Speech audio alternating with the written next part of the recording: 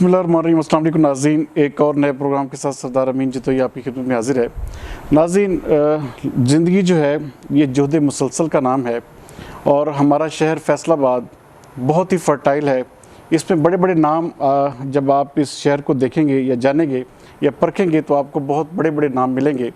लेकिन जिस शहर को जिस नाम से एक पहचान मिली या जो ख़ानदान इस शहर की एक बहुत बड़ी पहचान बना, अगर उसमें पासबान ग्रुप का नाम ना लिया जाए तो ये बहुत बड़ी ज़्यादती होगी।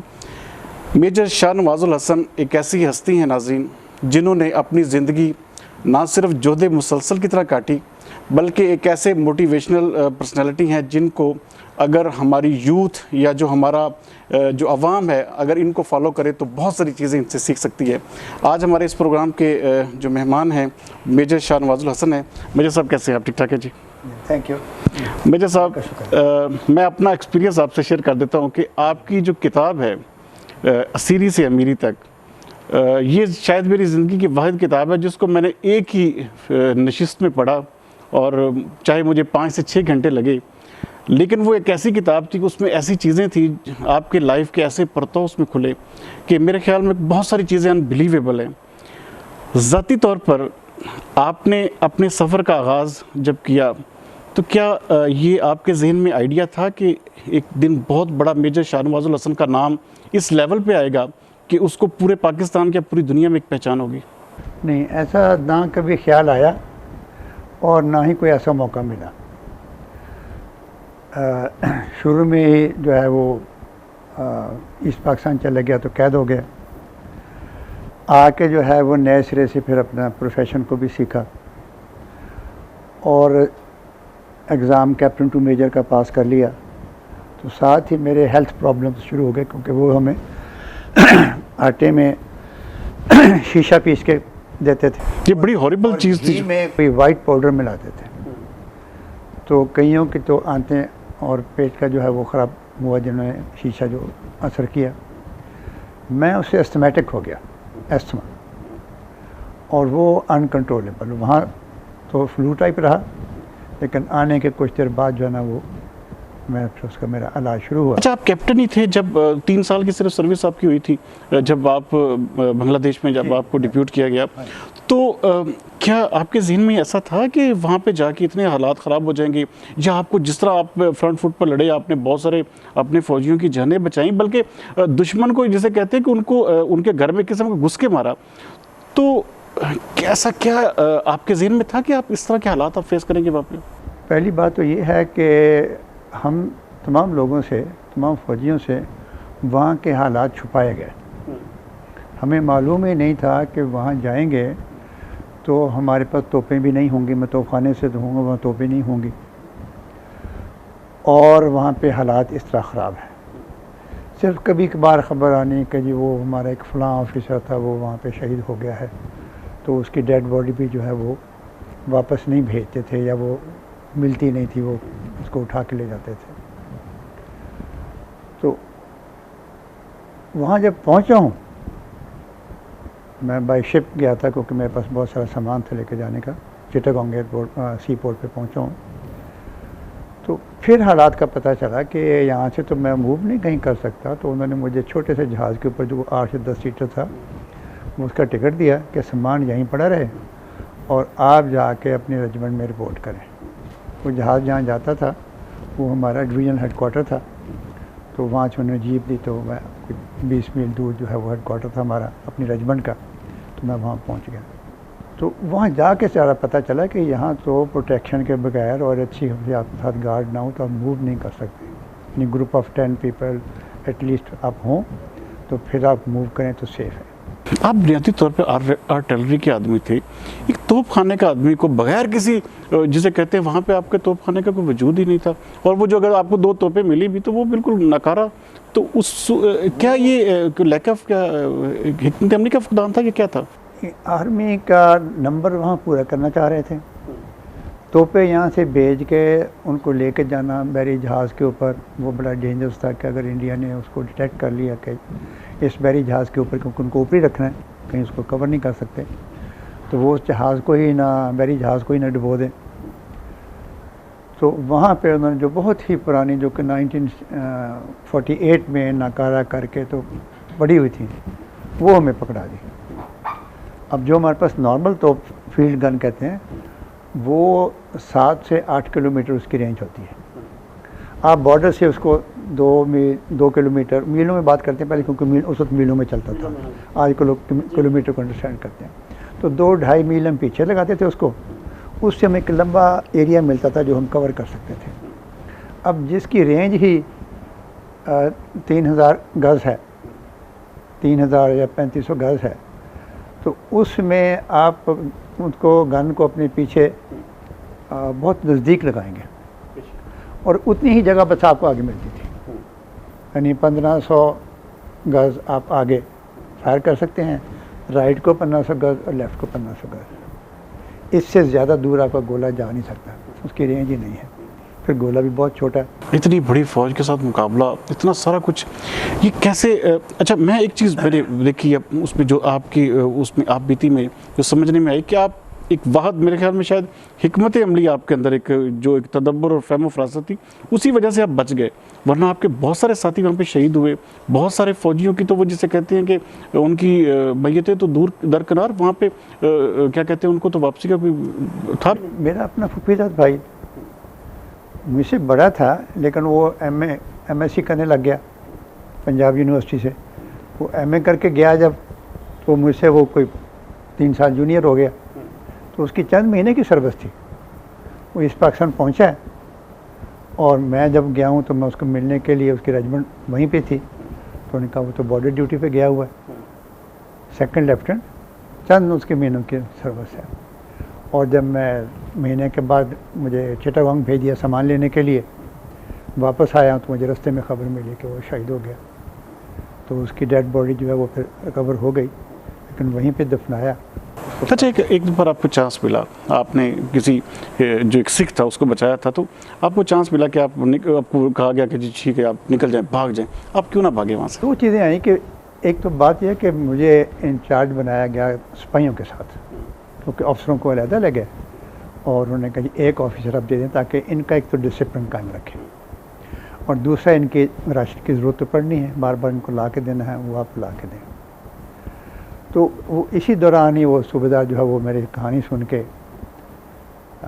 उनके सूबेदार, उनके एक सिपाही ने जो था जिसको मैंने पकड़ा था, हवालदार को, रतिपाल सिंह, मुझे उसका नाम याद है, उसने मुझे बड़ी दूर से सलूट किया और भाग के आके मेरा शुक्रिया अदा किया। कैसे, जब आप रोड पे जा रहे थे? तो वो सूबेदार जो था ना, वो जो इंडियन सूबेदार मेरे साथ गन लेके बैठा था और पीछे 2 हवालदार भी गन लेके बैठे थे, तो वो बड़ा सस्पिशियस हुआ कि ये हो ना हो, ये आपस में, या वो हमारा इनका जासूस बना हुआ, या ये कुछ आपस में इनका जासूसी का चक्कर लगता है, वरना एक हमारा हवालदार जाके कैप्टन को क्यों शूट कर रहा है। तो वो ज़रा बहुत, तो मुझे उसको पूरी स्टोरी बतानी पड़ी कि ऐसी ऐसी मैंने इसको पकड़ा था, इसके साथ और थे, तो ये फिर हमारे लोग जाते जाते हेलमेट उतार के जाते, आदत है हमारी, ठीक है ना। और वार में तो टेम्पो और बड़ा हाई होता है, गोली मार के फार, चलो यार आगे चलें, आगे चलें, इधर लड़ाई चल रही है, तो मैं कहाँ इनको संभालता फिरूँ। तो वो मैंने उनको जो है ना वो बचाया। वो स्टोरी मैंने उसको जब सुनाई तो वो जो ना, उसका दिल पसीज गया है। हाँ, उसने कहा इसने इतनी मेहरबानी की, हमारे 3 बंदे जिनको, 4 बंदों को ये उसी वक्त गोली मार के मार सकता था, इसने उनको बचाया, दूसरों से भी बचाया। तो उसने मुझे फिर ये मौका दिया कि आप जाइए। अब मैं इंचार्ज में हूँ, खुदा ने खासा मैं वहाँ से चला जाता, तो मेरे लोग क्या सोचते कि हमने कैप्टन साहब को यहाँ पे, जिन हमने अपना अमीर बनाया हुआ था, अमीर हमारे भाग गए, इनको यहाँ संभालने के लिए छोड़ के गए हैं और ख़ुद निकल गए, ठीक है ना।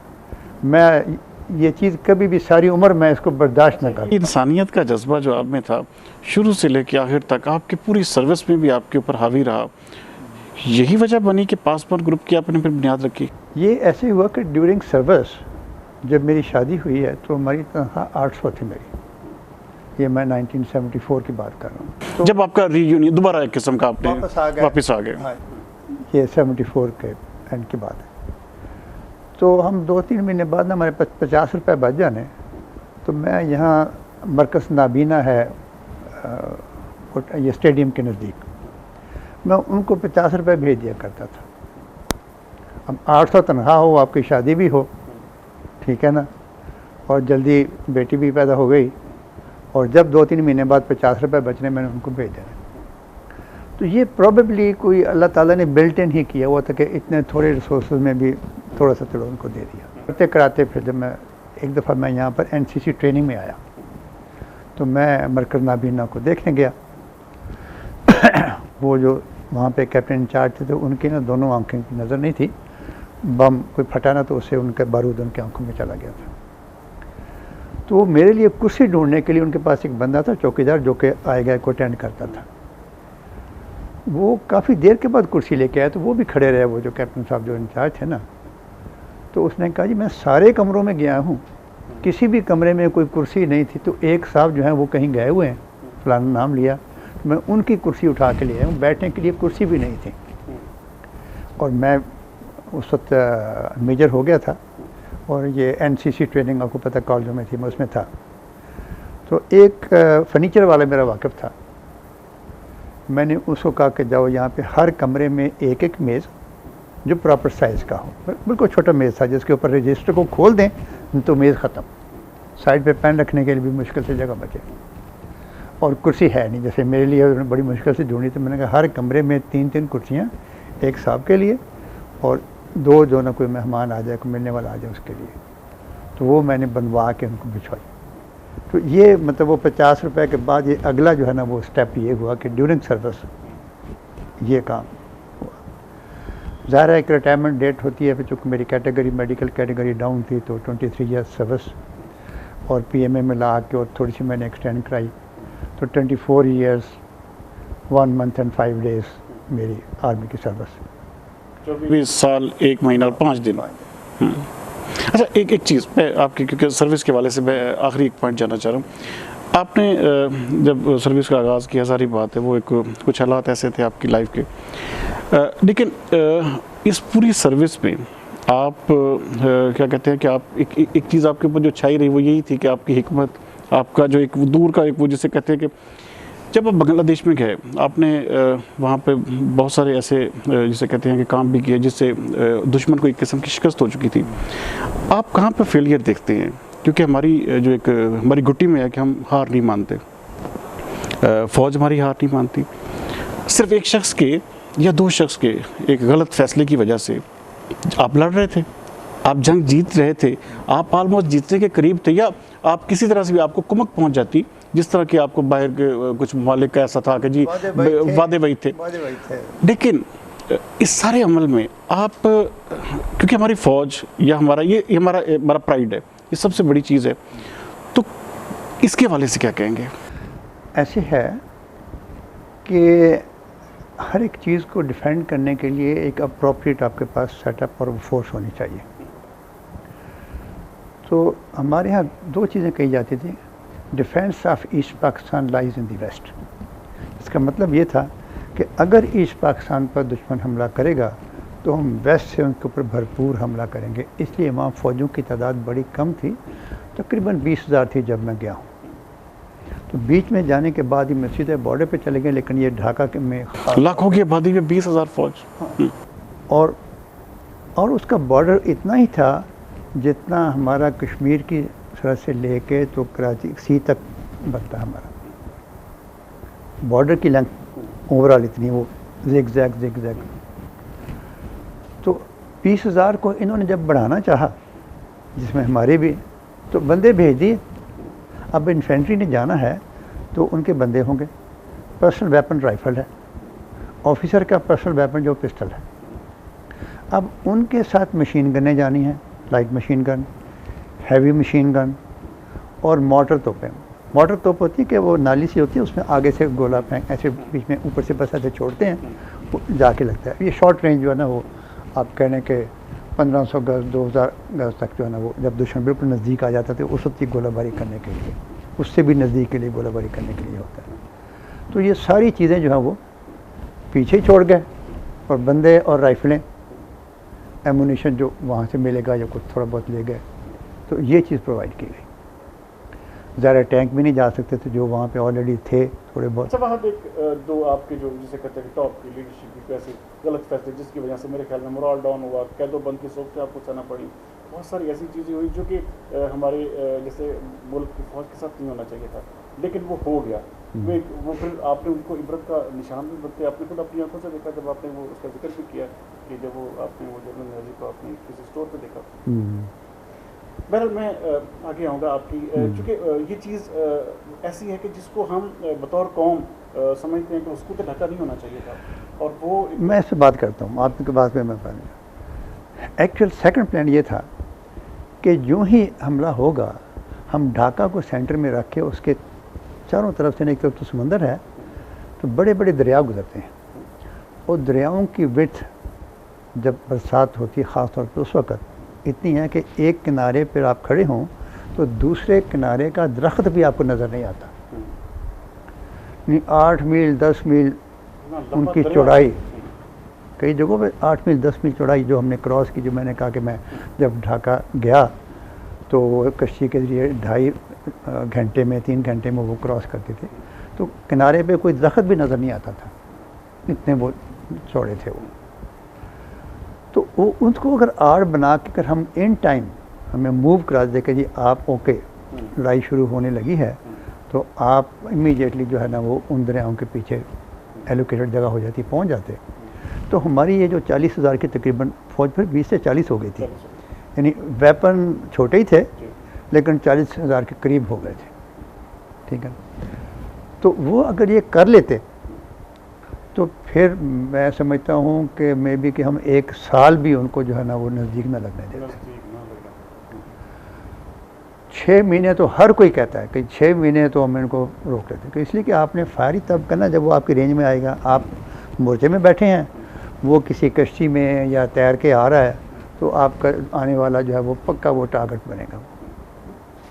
तो ये ढाका फॉल ना होता, हाँ कुछ एरिया ऐसा जिसके लिए हमारे पास फोर्स ही नहीं थी वो चली जाती, लेकिन इन टाइम नहीं मूव किया। जब मूव के हमें ऑर्डर दिए तो वो पीछे जितने भी पुल थे या कश्तियाँ थी वो उन्होंने इंडियंस ने उनको डिस्ट्रॉय कर दिया। फिर आपके पास और कुछ डिस्ट्रॉय कर दिया। वो जो कश्तियाँ जिसके मैंने जिससे कहा कि हम जीप भी उसी के ऊपर ही डाली और हम भी उसके ऊपर, और लोग भी थे। वो ये 10-10 मील का जो लंबा दरिया था वो क्रॉस किया उसको बीच में से चौड़ाई में। हाँ, तो ये बड़ी दिलचस्प मेजर साहब की किताब है। ये जो बात है ना, ये चीज़ मैं समझी। मैं इस किताब के हवाले से बड़ा कोशिश करूंगा कि किसी और भी सिटिंग में, क्योंकि ये किताब के इतने ज़्यादा परताव है कि जिसको खोला जाना ज़रूरी है, हमारी नई जनरेशन को बताया जाना भी ज़रूरी है। अच्छा, मैं अब आऊँगा आपके पासवान ग्रुप की तरफ, क्योंकि आप जब आपने इसकी बुनियाद रखी, जब आपको किसी ने मशवरा दिया कि जी आप कंप्यूटर एज आ रहा है, तो मैंने अपने भाई एक्चुअली हमें पता होता है कि मेजर ने 23 साल के बाद रिटायर हो जाना, तो मेरी रिटायरमेंट फरवरी में बन रही थी। ये 91 की बात है। मेरी बेटी मैट्रिक का एग्ज़ाम देने वाली थी, तो मैंने एप्लीकेशन लिखी थ्रू प्रॉपर चैनल, GH को पहुँच गई कि जी मुझे जो है ना वो जुलाई के एंड तक मुझे सर्विस में रखें, 1 अगस्त को मेरा struck off duty and struck off कर दें, ताकि बेटी इम्तिहान भी दे ले और पे स्केल भी रिवाइज हो रहे थे, कुछ उसमें भी फ़ायदा हो जाएगा, ठीक है ना। They accepted my application. Genuine थी, बेटी बीच में छोड़ के जाएगी आखिरी 2 महीने में, तो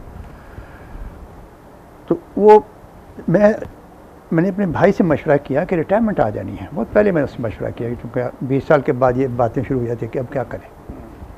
अब इन्फेंट्री वाले के पास कोई हुनर नहीं है सिवाय राइफल चलाने साफ़ करने के, तोप खाने वाले के पास तोप वाला है, टैंक वाला टैंक, तो ये तो किसी के पास टैंक नहीं है। अगर आपका टैंक होता तो मैं कहता जी ठीक है आपकी तोपा तो मैं जी बड़ा, तो दैट मीन जॉब नहीं मिलता सिवाय एडमिन के जॉब के। अब ऑफिसर तो रिटायर होते चले जा रहे हैं। तो भाई ने मशवरा दिया कि भाई आप पहले कंप्यूटर ख़रीद लें तो फिर सोचेंगे क्या करना। He was doing in this, उसने कंप्यूटर का कोर्स किया हुआ था और प्रोग्रामिंग करता था लोगों की। तो मैंने कहा मेरे पास तो नहीं है, तुम मुझे लेके दे जाओ। तो उस वक्त जो है ना वो 35,000 का कंप्यूटर उस ज़माने में, ये 89 की बात है, वो मुझे लेके लाहौर से दे गया। वो था डेस्कटॉप और मॉनिटर कलर्ड आ गए थे वो, और एक प्रिंटर, डॉट मैट्रिक्स प्रिंटर, और 3 किताबें। तो 35,000 में मुझे वो दे के ना चला गया। वो कुछ समझा गया, ये करना ये करना ये करना, वो कागज़ पे लिख के भी दे गया। उसके बाद वो चला गया तो मुझे कुछ नहीं समझ आई कि ये क्या करना। तो मैं किताबें पढ़ के, कभी पिंडी जाना, जो भी को मिलना ना, मैंने उससे करते कराते मैंने उसमें, जैसे आपने वो फौज की सारी चीज़ें सीखी थी ट्रेनिंग के हवाले से या उसकी टेस्टों के हवाले से? रिटायरमेंट आ गई तो एक मेरे पास ऑडिट था, 3 मैं और लेके यहाँ रख गया, और जगह भी किराए की करके उसके साथ चला गया, घर के लिए भी जगह करके चला गया।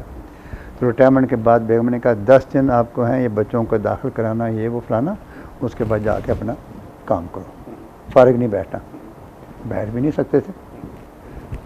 तो 8,000 सैलरी, और उसमें से थोड़ा सा कट जाता है, तो 3,800 मेरी पेंशन बनी। तो उसमें क्या आप गुजारा करेंगे? तो बस वही किया कि बच्चों को बेटी दाखिल कराया, जो कि अब मदीना टाउन बन गया। उस वक्त ये कारखाना बाज़ार में ये था। ये बेटी को वहाँ फर्स्ट ईयर में दाखिल कराया। फिर बेटा है और बेटी हैं, दोनों को डिवीजनल पब्लिक स्कूल में DPS में दाखिल कराया। 10 दिन में ये 9 दिन में ये काम ख़त्म हो गया। आके मैंने जो बिल्डिंग किराए पे ली थी उसकी पार्टीशन वगैरह, शीशा लगाना, कारपेट बिछाया, कंप्यूटर सेट करके, तो महल्ले के बच्चों को बिठा के वो मैंने, और मेरा जो मैंने पढ़ा था वो 3 महीने में मेरा ख़त्म हो गया। पढ़ाई ऐसे हिट एंड ट्रायल से था।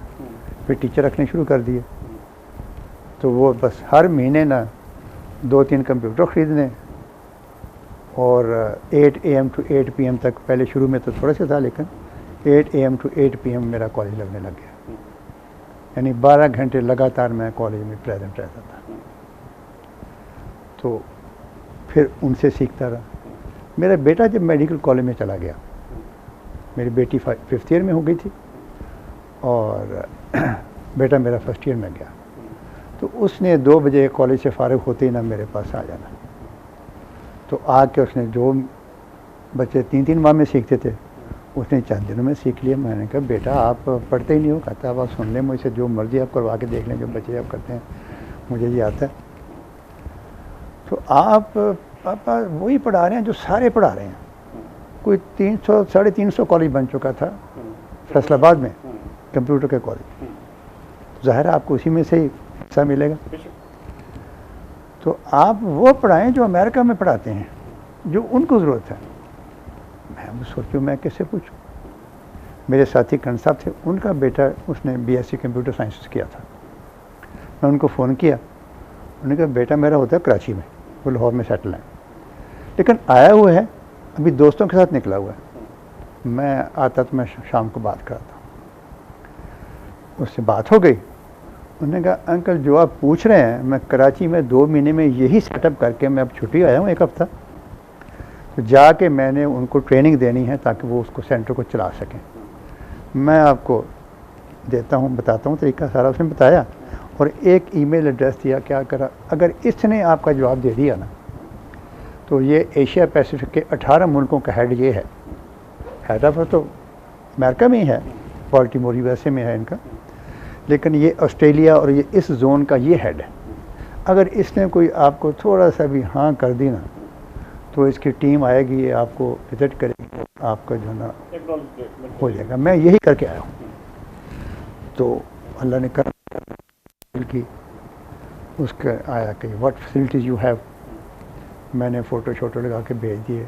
वो विज़िट पे आ गया, खुद आ गया। और PC लाहौर में टाइम तय हो गया कि फ़लाँ दिन 9 बजे आपने उनको पिक करना है। मैं एक दिन पहले ही पहुंच गया, उनको लिया। तो रास्ते में बातें करते हैं। मैंने कहा मेरी बेटी मेडिकल के फाइनल ईयर में है, मेरा बेटा वो मेडिकल के फर्स्ट ईयर में है, एक बेटी अभी छोटी है। मैंने कहा मेरी वाइफ जो है वो डॉक्टर तो नहीं है, but she is a medical technician, तो I have affiliation with that. बातें करते हैं रास्ते में। ये तूड़ी के जो कुप होते हैं वो पूछेगा व्हाट इज़ दिस, जो पूछता आया, हम उनको बातें करते आए। तो वो मेरा सेटअप देख के बड़ा नीट एंड क्लीन था, वो भी उस वक्त के लिहाज से बड़ा नीट एंड क्लीन था। तो इतने में मेरे बेटे ने वो अपना गाउन कंधे पे डाला हुआ ऐसे करके, स्टेथोस्कोप यहाँ गले में डाली हुई है, इधर डाला हुआ। तो एंटर हुआ, मैंने तारफ़ कराया कि माई सन हिज नेम इज़ शहजाद, उनसे मिला। तो वहाँ उनका फ़ोटो भी लगा हुआ था। तो उसने बातचीत की, थोड़ी देर बाद कहता कि I approve your centre. Normally ऐसा नहीं होता, नॉर्मली ऐसा नहीं होता, सही कह रहे हैं वो सब स्टेप लेके जाएगा वहाँ। आप। हाँ जी, उसके बाद डिस्कशन के बाद फिर 2-4 महीने। हाँ जी, मेरे बच्चों का सुन के ना कि जी ये है अपनी पढ़ी लिखी फैमिली है, हाँ। इसको बड़े अच्छे तरीके से रन और वाइफ मेरी अपना MA BEd और लेक्चर थी जब, तो आर्मी की वजह से फिर रिज़ाइन किया। अच्छा, आपको इतनी बड़ी एक किस्म की अचीवमेंट मिल गई। तो जब वो हमें ये दे गया तो विद इन अ मंथ हमने उसको सिस्टम सारा इंस्टॉल करके उसको सीख लिया था। फिर हमें इंटरनेशनल स्टूडेंट्स मिलना शुरू हो गया। इंटरनेशनल मीन कि अगर कोई यहाँ से पढ़े, अमेरिका जाके इम्तिहान दे दे, लंदन में पढ़ रहा था, वो यहाँ छुट्टियाँ आया हुआ है, वो यहाँ इम्तिहान दे ले, उसके कुछ 2 पर्चे रह गए हैं, वो यहाँ कर दे। तो सिस्टम सारा लिंक होता था बाल्टीमोर से वाया ऑस्ट्रेलिया। तो उसने हमें जो है ना वो नंबर ऑफ़ स्टूडेंट्स बढ़े दिए। तो हमें फिर इंस्ट्रक्टर जो है वो शुरू में, उससे फिर आपका वैल्यू कैपिटल इंक्रीज़ हुआ। स्टूडेंट्स इंक्रीज़ हो गए, हम सैलरी उनसे तनख्वाह, वो अपना फ़ीस ज़्यादा लेना शुरू हो गए, ठीक है ना। मेरे बेटे को फिर इसमें इंटरेस्ट है कि ये चैलेंजिंग जॉब है, ये जो है नॉर्मल कोर्स है ना, MS ऑफिस करवा दिया, जो डॉस आ गई है, तो ये अपना लोटस हो गया और एक्सेल आ गया बाद में। अच्छा, ये कुलिया कहाँ से सीखा कि आपने वो, क्योंकि हमारे कुरान पाक में है कि आप अल्लाह ताला से तिजारत करें, अगर आप एक खर्च करते हैं तो उसके बदले में आपको कई 11 मिलते हैं।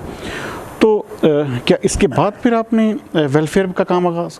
जब मैंने ये सेंटर चलना शुरू हुआ ना, सरप्लस पैसे तो फिर हुए ना, फिर मैं गवर्नमेंट कॉलेज ऑफ टेक्नोलॉजी, तो साहब अभी बैठे थे, मुझे नमाज यहाँ पढ़ के गए, वो राना मसूद साहब, मैं उनको मिलने गया किसी रेफरेंस से, कोई बंदा मेरे साथ है कि यार उनको मिलना है, तो मैं भी गया। तो उनका कॉलेज देख के और उनकी टेक्नोलॉजी देख के बड़ा मैं इम्प्रेस हुआ। तो मैंने कहा कि आप जो है ना मोटरसाइकिल मैकेनिक का आपके पास कोर्स है? मैंने कहा था हमारे पास, मोटरसाइकिल भी है हमारे पास टीचर भी है, लेकिन गवर्नमेंट ने वो कोर्स बंद कर दिया। तो मैंने कहा वो कोर्स मेरे ज़िम्मे, आप स्टूडेंट की भर्ती करें। तो उनका जी इसको 500 रुपये इसको हमने वजीफ़ा भी देना होता है और उनका ज़रा ठंडे पानी का बंदोबस्त करना है। टीचर को आप तनख्वाह दे दें एक्स्ट्रा, वो शाम तक क्लास कराएगा, और जो वहाँ पे चौकीदार होगा, सफाई शफाई करेगा, आपको हेल्प करने वाला, उसको थोड़ी सी दे दें। तो आई एम विद यू। लो जी, आफ्टर 10-15 डेज़ उन्होंने पहली क्लास करा दी, 23 बच्चों की, 23 के 23 पास कर गए। सेकंड क्लास शुरू करा दी 20 की, वो भी हो गई। थर्ड क्लास भी, टीचर चेंज हो गया, वो रिटायर हो गए, नया बैठा। तो मैंने उनको मैसेज किया कि जी अगली क्लास का बंदोबस्त करें। वो इतने इंटरेस्टेड नहीं थे, अपने हिसाब में लगे हुए थे कि मैं ज़रा कंट्रोल कर लूँ। तो मुझे ख्याल आया कि ये इस तरह फिर टोल के ये काम नहीं बनना। तो आई परचेस्ड दिस प्लेस, जो आपको कट नज़र आ रहा है, यहाँ से लेके यहाँ तक ये 33 मरले जगह थी, ये लकीली मिल गई। इसमें हमने ये यू टाइप स्किल सेंटर, ये ट्रेनिंग इंस्टीट्यूट, कंप्यूटर की क्लास शुरू की और मोटरसाइकिल मैकेनिक की क्लास शुरू की 2, और तीसरी फिर इलेक्ट्रीशियन की क्लास बाद में, थर्ड क्लास। 3 क्लासेस हमारी शुरू हो गई और हमने कोई 25 स्टूडेंट सोचा, बच्चे कोई 20-21। अच्छा, क्या फिर वो जो आपका कॉलेज जो आप चला रहे थे कंप्यूटर का, तो ये सारा जो एक आप ये सारा एक वेलफेयर की तरफ से आपके जाता है, आप कोई फ़ीस नहीं चार्ज करते, आप कोई किसी से इवन बच्चों को आप ख़र्चा तक देते हैं। यहाँ पे आपका हिफ्ज़ुल कुरान बड़ा तकरीबन कोई 150 के करीब बच्चा यहाँ पे आपके तालीम हासिल कर रहा है, पढ़ता है, हिफ्ज़ कुरान कर रहा है। उसके साथ साथ आप ये जो सारा ट्रेनिंग्स करवा रहे हैं, ये जो कोर्सेज़ करवा रहे हैं, तो ये सारा एक्सपेंडिचर जो है फिर क्या, कौन सा ऐसी चीज़ है जिससे ये बेहर आपको? जो देखो ना, इस टाइम में बहुत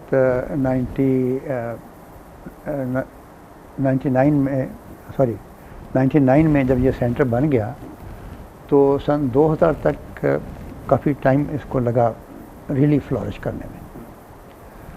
और उसके बाद जो है वो फिर जितना भी पैसा आता था हमने डिसाइड किया कि इसमें से कुछ पैसा हम पहले से ही ना उसको अलहदा से कर लें और फिर इनकम को डिस्ट्रीब्यूट करें, क्योंकि बच्चे भी सारे काम करते थे बीच में।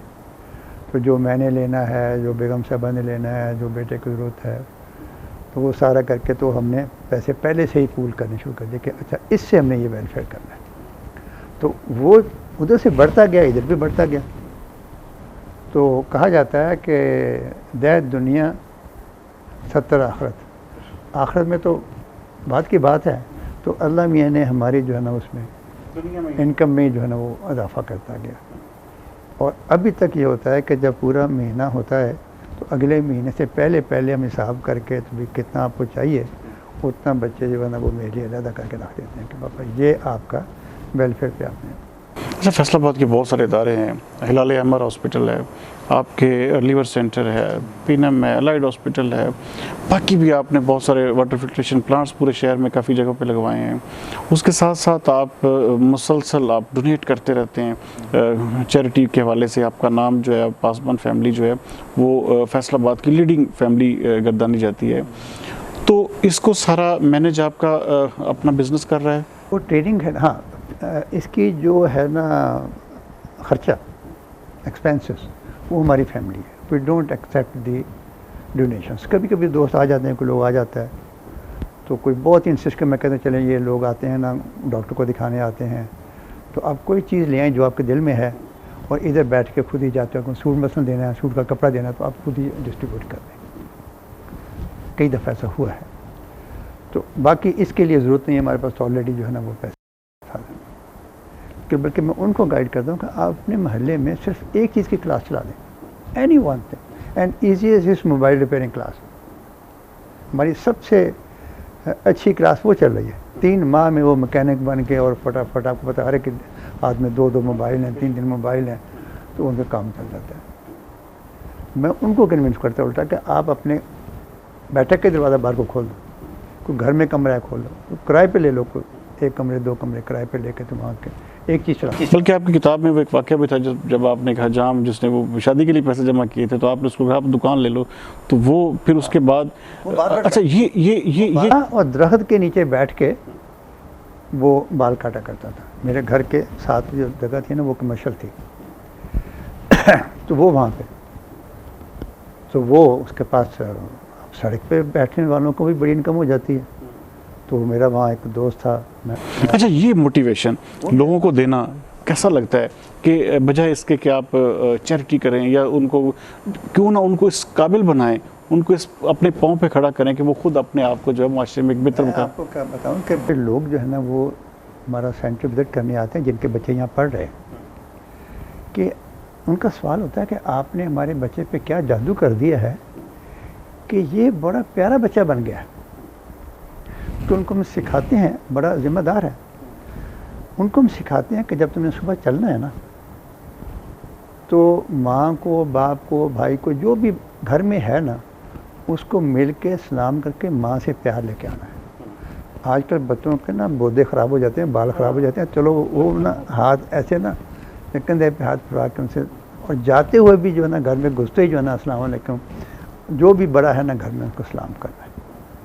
तो उनको मैनर्स एंड एटिकेट्स सिखाते हैं, क्योंकि यहाँ कोई भी हेरा फेरी का काम नहीं हो रहा ना। हम कोई टीचर भी बड़े बहुत अच्छे मुझे मिल गए हैं, हम बना सारा, तो वो चीज़ें उनमें सराहत कर गई हैं। तो लोग फिर देखने आते हैं कि मुझे मिलने आते हैं कि और स्टाफ को मिलने आते हैं कि ये हमारे बच्चे को करके दिया। तो आवारा फिरता था, अब FA बच्चा या 8वीं पास बच्चा जो है वो मोटरसाइकिल मैकेनिक कर रहा है, उसको माशरे में कौन कोई पोजीशन देगा। 10वीं पास में, बाकी सारी क्लासों में 10वीं पास है। अगर FA हो तो ठीक है, वरना हम उसको कंप्यूटर क्लास में 10th एंड अबव को कंप्यूटर क्लास में बिठा देते हैं। वे सब लोगों के चेहरों पे खुशियाँ देते हैं आप बहुत सारे घरानों को, बहुत सारे ऐसी फैमिलीज़ हैं। ऐसी कौन सी खुशी है जो आप चाहते हैं कि आपकी लाइफ में होती या जिसकी आपको कमी महसूस हो? कोई नहीं, मुझे नहीं, कुछ अल्लाह ने इतना कुछ दे दिया है कि किसी और चीज़ की ख्वाहिश नहीं। कि ये है कि अल्लाह ताला, बच्चों ने से प्रॉमिस मैंने लिए हैं, उन्होंने खुद बैठ के प्रॉमिस किए हैं कि जब आप लोग नहीं होंगे तो इंशाल्लाह ये सेंटर के लिए हम इसी तरह कंट्रीब्यूट करते रहेंगे और हम वहाँ खुद भी चक्कर लगाया करेंगे, किसी को इंचार्ज चल रहे हैं यही चलेंगे या कोई, इट पर कंटिन्यू। ये जो हमारा कोई ऐसा काम जो आप अभी भी करना चाहते हैं वो हो नहीं पाया? मुझे नहीं लगता कि ऐसी कोई चीज़ है। अच्छा, ऐसा कोई ऐसा सजेशन आते हैं कि आप हॉस्पिटल बना दें। अब मैं अगर हॉस्पिटल बना दूं मैं, वो फिर इतना बड़ा सिस्टम हो जाता है कि आप उसको फ्री कर नहीं सकते। तो ये 6 महीने में, 8 महीने में, 3 महीने में नाम से बनाए हुए हैं आपने, कई ऐसी मशीनरीज जो हैं वो दी हुई हैं। हाँ। तो एक किस्म का हॉस्पिटल तो आपका बन गया। वो बन गया, लेकिन अगर आप फुली हॉस्पिटल बना लें तो वो तो कमर्शियल में चलेगा ना। तो ये 6 महीने में एक बच्चे को आप अर्निंग हेड बना देते हैं, 9 महीने में वो एक्सपर्ट हो जाता है, और साल 2 साल में वो अपनी दुकान खोल के वो कहता आके बताता है जी मैं सर 40,000 कमा रहा हूँ, मैं 30,000 कमा रहा हूँ। तो ये खुशी जो है ना, ये उसमें नहीं मिलनी। यानी सेगमेंट ऑफ सोसाइटी है जो कि कुछ नहीं कर पा रहा था, क्योंकि उसके क्या कोई ऐसी चीज़ जो आप हमारे नाज़रीन से आखिर में प्रोग्राम में शेयर करना चाहें? कोई वाक़या ऐसा, कोई, हाँ जी, कोई ऐसी चीज़। एक चीज़ मैं बताना चाहूँगी, एक सबक ही है वो कि जब मैं कैद से आया तो मैंने कैप्टन टू मेजर का एग्ज़ाम पास करना था, क्योंकि पहले आप एग्ज़ाम पास करते हैं और फिर वैकेंसी यूँ ही क्रिएट होती है, जीएचओ कहता है ये this course is eligible for promotion. तो मेरी शादी हो चुकी थी, मेरी बेटी भी छोटी सी थी, घर में मिला हुआ था जो क्वार्टर मिलता है ना वो। तो मेरी बेगम ने उसको संभाला, तो मैंने जाके ना डाइनिंग रूम में टेबल पे बैठ जाना, तैयारी करनी। अब कैसे आए थे, बिल्कुल ब्लैंक होके आए थे, हर चीज़ भूल भुला चुकी थी जब। तो मैंने अच्छी तैयारी की, और पेपर बनाने वाले ने भी पेपर कोई इंतहाई मुश्किल बनाया। वो सवाल जो कभी नॉर्मली नहीं पूछे जाते वो भी डाले हुए थे। वो कर्नल मेरा वाकफ़ था, समूह उसके साथ अच्छी हेल्प है। मेरे दिल में ख्याल है कि मैंने 1 या आधे नंबर से मैंने फेल हो जाना, क्योंकि पर्चा बहुत मुश्किल है। मैं उनके घर चला गया, खैर जाना होता नहीं है, मना नहीं, लेकिन मैं उस तलक की बिना पे चला गया। उन्हें बुला लिया, ड्राइंग रूम में बिठाया, चाय के लिए कह दिया। तो मैंने थोड़ी सी देर के बाद मैंने कहा सर अगर मैं 1 या आधे नंबर से फेल हो जाऊँ तो आप मुझे पास कर दीजिए। तो उसने कहका मारा हा हा हा हा हा हा हा हा हा, इतना लंबा कहका, मैं समझा ये ना वो it is an insult to me. और मैं बिल्कुल ना ज़मीन में मैंने ऐसे सर करके मैं बैठ गया। मेरा दिल में सोचूं कि मैं क्यों आ गया। उसने वक्फा दिया थोड़ा सा, you are the only one who is passing, you are the only one who is passing. मैं ये रिज़ल्ट लेके ब्रिगेडियर साहब के पास कैसे जाऊँ, मैं बैठा ये सोच रहा हूँ। मतलब मेहनत जब करनी है तो एक ज़ीरो मतलब नॉलेज, मेरा दिमाग खाली हो चुका है। 2-2.5 साल जो है वो हमने गुजार दिए वहाँ, 3 साल हमारे इस तरह गुजर गए। तो टोटली ब्लैंक, और हर चीज़ पर सीखी, और ऐसी सीखी कि वो हम 24-25 ऑफिसर हम एग्ज़ाम दे रहे थे, जिसमें आप सिर्फ वाहिद जो पास हुए। उसने फिर रीमार्किंग करके उसने कोई 5 बंदे पास किए कि कोई ये रिजल्ट दिया कि मैं ब्रिगेडियर को नहीं दिखा सकता, वो जो सख्त मार्क। ये बेस्ट मोटिवेशनल कोट है कि जब आप गिर पड़ते हैं, बिल्कुल आप समझते हैं कि ज़िंदगी या दुनिया ख़त्म हो चुकी है, और फिर आपको दोबारा उठना पड़े और अपने आप को फिर साबित करना पड़े कि यू आर द नंबर 1, और आप फेलियर नहीं हैं, आप एक सक्सेसर हैं। और अपनी लाइफ को आप फिर अपनी लाइफ में से साबित करें कि वाकई आप एक कामयाब तरीन इंसान हैं, और आप एक ऐसे इंसान हैं जिसको फॉलो किया जाना ज़रूरी है। और यही ऐसी शख्सियात हैं नाज़रीन जो किसी भी मुआशरे में मेरे ख़्याल में बहुत उनकी अहमियत भी होती है, और सोसाइटी को भी उनको मुकम्मल तौर पर उनको एज ए मोटिवेशनल पर्सनैलिटी लेना चाहिए, ताकि वो कुछ सीखें, कुछ अर्न करें, कुछ आगे बढ़ने का उनमें भी जज्बा पैदा हो। बहरहाल नाज़रीन, आपने देखा मेजर शाह नवाजुल हसन साहब के साथ ये इतना क्योंकि इतना इनकी बड़ी लाइफ है, इतनी स्टोरीज़ हैं इनकी लाइफ में, इतने ट्विस्ट हैं, इतना मद्दोजज़र है, इतना उतार चढ़ाव है, जिसको एक प्रोग्राम में करना मेरे ख्याल में नामुमकिन है। तो इंशाल्लाह हम कोशिश करेंगे कि एक बात और, मेरे कर्नल साहब कुछ छुट्टी गए हुए थे, तो जो मेजर साहब सेक्रेटरी इन कमांड होते हैं उन्होंने बुलाया कि आर्मी के, ऑल आर्मी के ना कंपटीशन होता है, उसको हम पैरा मैचेस कहते हैं, पाकिस्तान आर्मी राइफल एसोसिएशन, ये अभी भी होते हैं ये। हर आर्मी की रेजिमेंट जो है वो उसमें तैयारी करके हिस्सा लेती है और वो जनरल बैठ के उनको देखता है। हर मतलब अगर सियालकोट में था तो उस हमारे मेजर जनरल इंचार्ज था, अगर लाहौर में होगा तो एक मेजर जनरल के कमांड वाले अलहदा, दूसरी मेजर वाले अलहदा, वो रेंजर्स पे खुद बैठ के कंपटीशन करवाएंगे। तो उसने कहा कि शाहनवाज मैं चाहता हूँ कि तुम ये हमारी जो टीम है उसकी ट्रेनिंग करो, क्योंकि 1 माह और 1 हफ्ता रह गया इस पैरा मैचेस में। मैंने कहा जी ठीक है, तो मुझे आप जो भी बंदे मैं सेलेक्ट हूँ मुझे दे दें, मुझे एमुनिशन की शॉर्टेज अगर हो जाए तो आपने मुझे अवेलेबल करना है। और लकीली रोज़े थे, रोज़े का मतलब ये है कि सहरी खा के फारग है। तो उसी वक्त जवानों ने सहरी खाते ही नमाज के बाद तो गाड़ियाँ सामान से लोड की, राइफलें, एमुनिशन, ये वो तरपाल सारा कुछ रख के, और वो एक ख़ास रूट है, हम सियालकोट के एक तरफ थे, आप कह लें कि साउथ पे, और नॉर्थ की तरफ फायरिंग रेंजेस थी छोड़ने के बाहर। और एक मैंने कही मुझे जीप भी दे, वो जीप फिर मेरे पास आ जानी, वो जीप नहीं आपको उस काबिल बनाया कि आप लोग जीते। मैंने उन्हें पूछा कि क्यों क्यों, मैंने कहा सर मैं ज़रा टॉर से जाया करूँगा ना, उधर से दूसरी गाड़ी आ नहीं सकती थी, तो मैं मोटरसाइकिल पे जाऊँ तो मज़ा। तो रेंजर्स पे हमने पहुँच जाना सनराइज़ से पहले पहले, लोग आते थे सनराइज़ से कोई 1.5-2 घंटे बाद। रेंजर्स काफ़ी सारी बनी हुई थी, तो हमने एक जो अच्छी थी ना वो हमने सेलेक्ट कर ली, और सनराइज़ के साथ ही ना उसमें टारगेट फिक्स करने, और तरपालें बिछ गई, राइफलें रख दी साफ़ करके, वो जहाँ बोरी रेत की भर के रखनी थी सारी तैयारी करी होनी। और अब रोज़े हैं चूँकि ना खाने के लिए कुछ है, ना पानी है, ना कुछ और भी नहीं है, टाइम ही टाइम है। और हम बिल्कुल, और यूँ ही सनराइज़ ऐसे थोड़ा सा होना और मैंने फायरिंग स्टार्ट करा दी, ग्रुप वाइज बना के ना फायरिंग प्रैक्टिस। मैं खुद भी हिस्सा लेता था, मैं भी बीच में फायरिंग में। तो एक ग्रुप ने फायर किया, वो आगे बैठ गए हैं, तो सन सेट के पास जाके हमने वो फायरिंग क्लोज कर दी। सामान उठा के छावनी तक पहुंचने का टाइम ही होता था। हमारा जो अफ्तारी है वो रेजिमेंट से गाड़ी लेके हमारे पास पहुंची थी। सामान हम समेट लेते थे अंधेरा होने से पहले, अफ्तारी हमारी वहाँ पहुंच गई, हमने वहाँ बैठ के अफ्तारी कर ली और फिर रेजिमेंट को हमने रवाना हो जाना। जब रिज़ल्ट आए तो पाकिस्तान आर्मी की 50 रेजिमेंट्स की एक लिस्ट आती है कि दे फुल द आर्मी, मतलब पूरी आर्मी गिनने उस वक्त जितनी भी थी, हर रेजिमेंट, चाहे वो इन्फेंट्री के थे, चाहे वो तोपखाने के थे, चाहे वो इंजीनियर्स के थे, चाहे वो सप्लाई कोर के हों, हाँ हर कोर के रेजिमेंट के ने हिस्सा लिया उसमें। तो एक मैच में we were 6th in the army,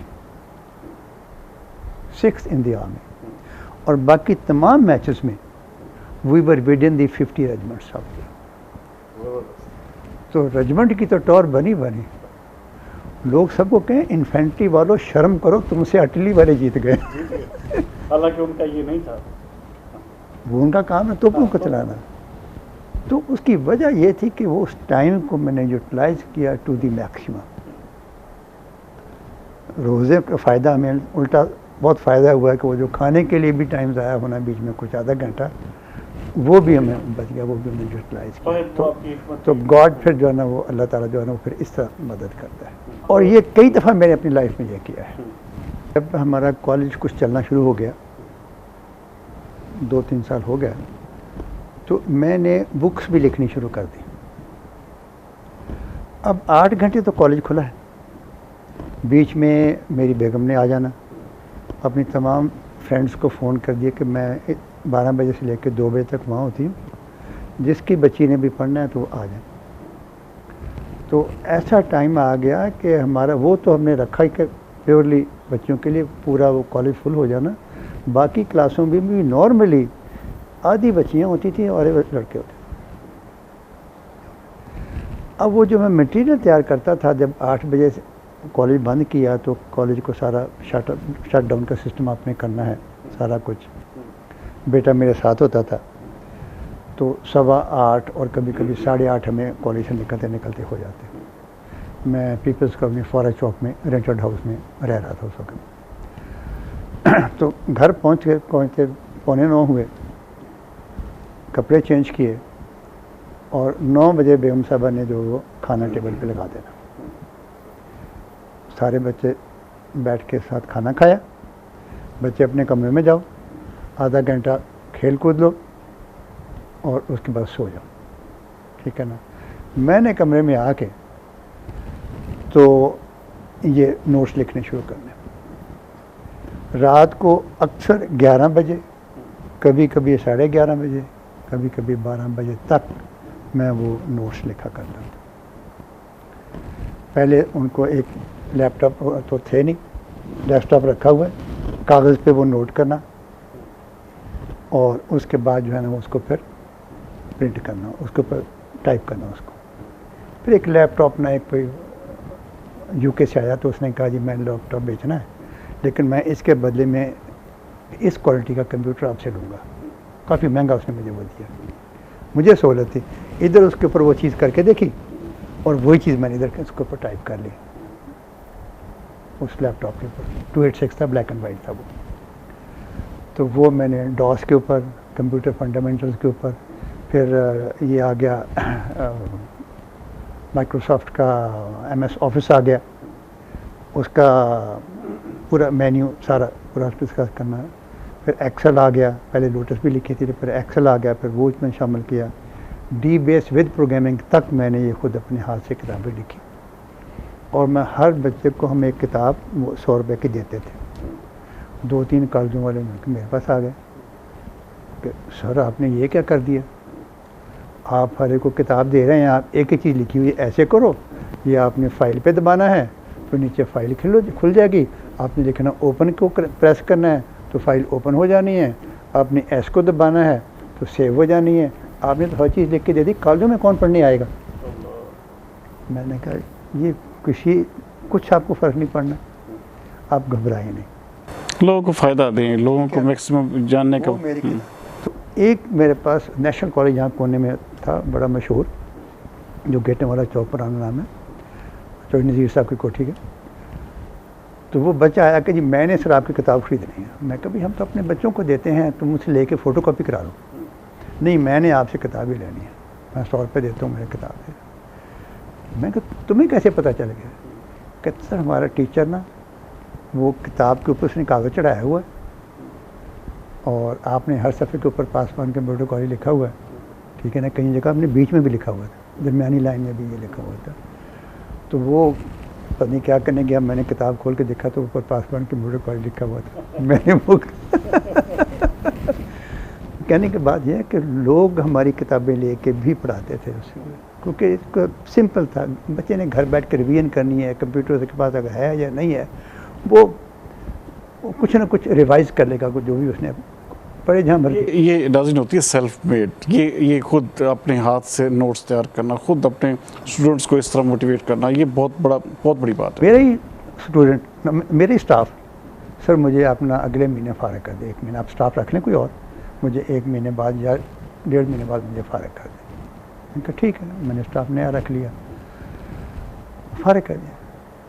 sir मैं भी कंप्यूटर कॉलेज बनाने लगा हूँ, आपके कॉलेज से 3 कोठियाँ छोड़ के, तो मुझे कंप्यूटर उधार दे दें। मैंने दे दिए उसको, मैंने उसको कंप्यूटर दे दिए।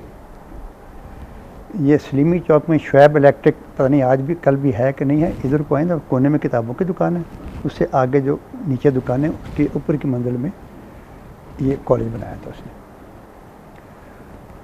मेरा ही स्टाफ, मेरा ही कंपटीटर बन के वहाँ पे कॉलेज चला रहा, उसका कॉलेज भी पढ़ नहीं। फिर वो आ गया कि मैंने आपके जिस इतने लेआउट का मिस्त्री लाऊंगा, वो इसका ना सारा वो स्केच ले जाए, मैंने आपकी तरह का ऑफिस भी बनाना है और आपकी तरह ये भी बनाना है, मैं ले आओ। उसने हूबहू कॉपी भी उसकी तैयार की, यानी लेआउट भी वही था, उसने मेरे ऑफिस की भी काफ़ी हद तक कॉपी की, जितनी वो कॉपी कर सकता था, उसका भी चल गया, खूब भरा हुआ, उसका भी, मेरा भी भरा हुआ, उसका भी भरा हुआ। घर से डाइनिंग टेबल ले जाना पड़ा, डाइनिंग चेयर ले जानी पड़ी मुझे कि स्टूडेंट्स के लिए मेज़ तैयार करने का टाइम नहीं है, तो चलो कोई बात नहीं, हम खाना नीचे बैठ के खा लिया करेंगे, तो वहाँ बच्चों को बैठने का टाइम। नाज़रीन, अगर आप मेजर शाहनवाज़ुल हसन साहब की जो बुक है, जो इनकी आप बीती है सीरी से अमीरी तक, आप पढ़ेंगे तो आपको वाकई ये एहसास ज़रूर होगा कि ज़िंदगी जो है वो कोई आसान चीज़ नहीं है, और अगर कोई मेजर शाह नवाज़ुल हसन बनता है तो उसके पीछे बहुत बहुत लंबी कहानी है। और ये ऐसे नहीं हो जाता कि आप उठें और अपना शहर में या किसी भी सोसाइटी में अपना नाम आपका बन जाए, तो इसके लिए बहुत सारी कुर्बानियाँ देना पड़ती है, तब भी जाके पासबान फैमिली या मेजर शाह नवाज़ुल हसन। उम्मीद करता हूँ नाज़रीन के आज का प्रोग्राम आपको पसंद आया होगा। अगले प्रोग्राम तक के लिए सरदार अमीन जतोई को दीजिए इजाज़त। पाकिस्तान जिंदाबाद।